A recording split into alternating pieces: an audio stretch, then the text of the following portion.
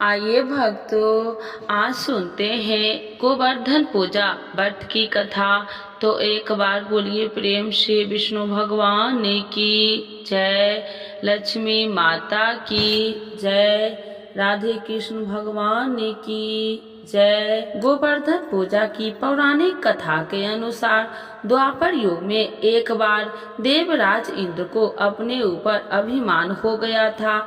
इंद्र का अभिमान चूर करने के लिए भगवान श्री कृष्ण ने एक अद्भुत लीला रची। श्री कृष्ण ने देखा कि एक दिन सभी ब्रजवासी उत्तम पकवान बना रहे थे और किसी पूजा की तैयारी में व्यस्त थे। इसे देखते हुए कृष्ण जी ने माता यशोदा से पूछा कि यह किस बात की तैयारी हो रही है। श्री कृष्ण की बात सुनकर यशोदा माता ने बताया कि इंद्र देव की सभी ग्रामवासी पूजा करते हैं, जिससे गांव में ठीक से वर्षा होती रहे और कभी भी फसल खराब न हो और अन्न धन बना रहे। उस समय लोग इंद्र देव को प्रसन्न करने के लिए अन्नकूट का चढ़ाते थे।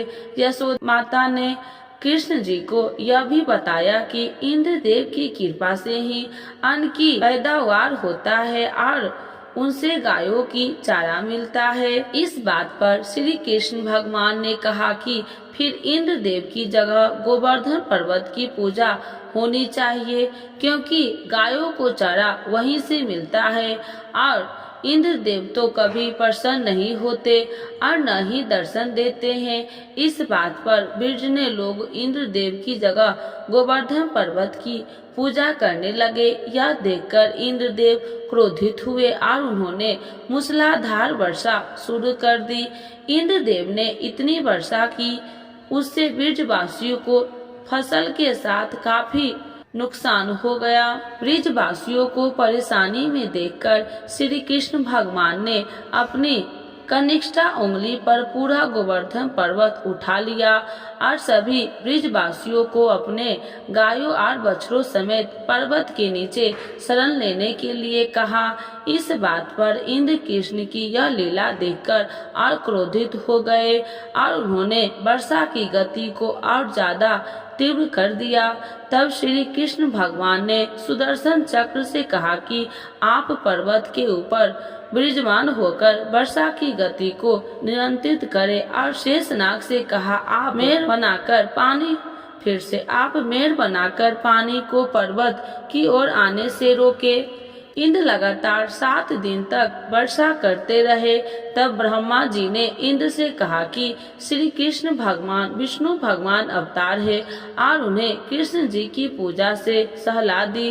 ब्रह्मा जी की बात सुनकर इंद्र ने श्री कृष्ण भगवान से क्षमा मांगी और उनकी पूजा करके अन्नकूट का 56 तरह का भोग लगाया।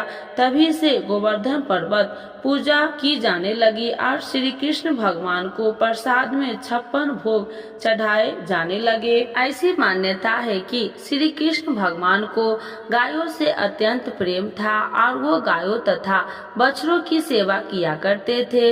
यह भी माना जाता है कि गायों का गोबर अत्यंत पवित्र होता है, इसीलिए इसी से गोवर्धन पर्वत बनाना और इनका पूजन करना भी फलदायी माना जाता है। इस दिन गोबर से गोवर्धन पर्वत की आकृति बनाई जाती है और इसके चारों कोनों में करवा की सिक्के लगाई जाती है।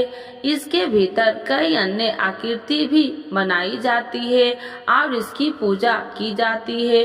गोवर्धन के दिन गाय की पूजा का महत्व है। ऐसा माना जाता है कि इस दिन जो भी गोवर्धन की पूजा इस कथा का पाठ करता है या सुनता है, श्रद्धा पूर्वक गाय के गोबर से बने पर्वत की पूजा करता है, उसकी सभी मनोकामनाओं की पूर्ति होती है। तो एक बार बोलिए प्रेम से विष्णु भगवान की जय, लक्ष्मी माता की जय, राधे कृष्ण भगवान की जय। आरती श्री गोवर्धन महाराज की। श्री गोवर्धन महाराज ओ महाराज, तेरे माथे मुकुट विराज रहे हो। श्री गोवर्धन महाराज तो पे पान चढ़े, तो पे फूल चढ़े, तो पे चढ़े दूध की धार। श्री गोवर्धन महाराज तेरे गले में कंठा साज रहे, बैठी पे हीरा लाल। ओ श्री गोवर्धन महाराज तेरे कानन कुंडल चमक रहे, तेरी झांकी बनी विशाल।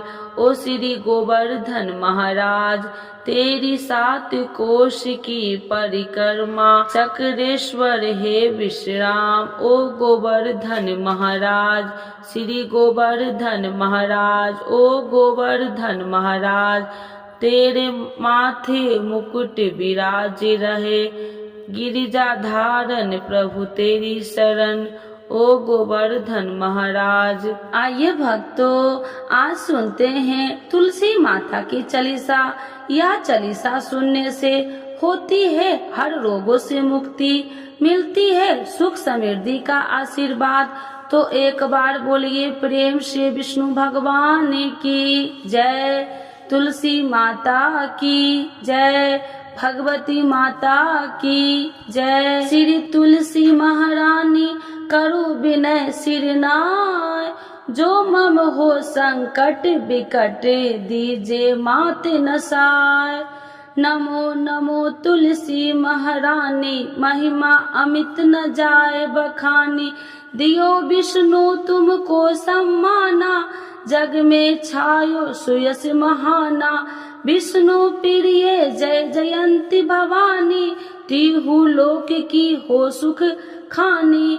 भगवत पूजा करे जो कोई, बिना तुम्हारे सफल न हो। जिन घर तब नहीं होए निवासा, उस पर करे विष्णु नहीं वासा। करे सदा जो तब नित सुमरन, ते ही के काज होए सब पूरन। कार्तिक मास महात्म्य तुम्हारा, जाको जानत सब संसारा। तब पूजन जो करे कुमारी, पावे सुंदर वर सुकुमारी। करे जो पूजा नित प्रति नारी, सुख संपत्ति से होए सुखारी। वृद्धा नारी करे जो पूजन, मिले भक्ति होवे पुलकित मन। श्रद्धा से पूजे जो कोई, भव निधि से तर जावे सोई। कथा भागवत यज्ञ करावे, तुम बिन नहीं सफलता पावे। छायो तब प्रताप जग भारी, ध्यावत तुम्हि सकल चितधारी। तुम्हि मात यत्र तंत्र में, सकल काज सीधे होवे क्षण में। औषधि रूप आप हो माता, सब जग में तब यश विख्याता। देव ऋषि मुनि और तपधारी, करत सदा तब जय जयकारी। वेद पुराणन तब यश ज्ञाया, महिमा अगम पार नहीं पाया। नमो नमो जय सुख कारिणी, नमो नमो जय दुख निवारिणी। नमो नमो सुख संपत्ति देनी, नमो नमो अख काटन छेनी। नमो नमो भक्तन दुख हरनी, नमो नमो दुष्टन मद छेनी। नमो नमो भव पार उतारिणी, नमो नमो परलोक सुधारिणी। नमो नमो निज भक्तन उबारिणी, नमो नमो जन काज सवारिणी। नमो नमो जय कुमति नशावनी, नमो नमो सब सुख उपजावनी। जयति जयति जय तुलसी माई, ध्याऊ तुमको शीश नवाई। निर्जन जानी मोहि अपनाओ, बिगड़े काज आप बनाओ। करूँ विनय मैं मात तुम्हारी, पूरन आशा करूँ हमारी। शरण चरण कर जोड़ी मनाओ, निस दिन तेरे ही गुण गाऊं। करहु मात यश अब मोह पर दाया, निर्मल होए सकल मम काया। मांगू मात या वर दीजे, सकल मनोरथ पूरन कीजे। जानू नहीं कुछ नेम उचारा, क्षमहु मात अपराध हमारा। माँ से करे जो पूजा, ताशम जग में और न दूजा। प्रथम ही गंगा जल मंगवावे, फिर सुंदर स्नान करावे। चंदन अक्षत पुष्प चढ़ावे, धूप दीप नैवेद्य लगावे। करे आचमन गंगा जल से, ध्यान करे हृदय निर्मल से। पाठ करे फिर चालीसा की, स्तुति करे माते तुलसी की। यह विधि पूजा करे हमेशा, ताके तन नहीं रहे कलेशा। करे मास कार्तिक का साधन, शोभे नित्य पवित्र सिद्ध होई जाई। है यह कथा महासुखदाई, पढ़े सुने सो भव तर जाई। यह श्री तुलसी चालीसा, पाठ करे जो कोई। गोविंद सो फल पावही, जो मन इच्छा होई। तो एक बार बोलिए प्रेम से विष्णु भगवान की जय, तुलसी माता की जय, भगवती माता की जय, सर्व देवी देवताओं की जय।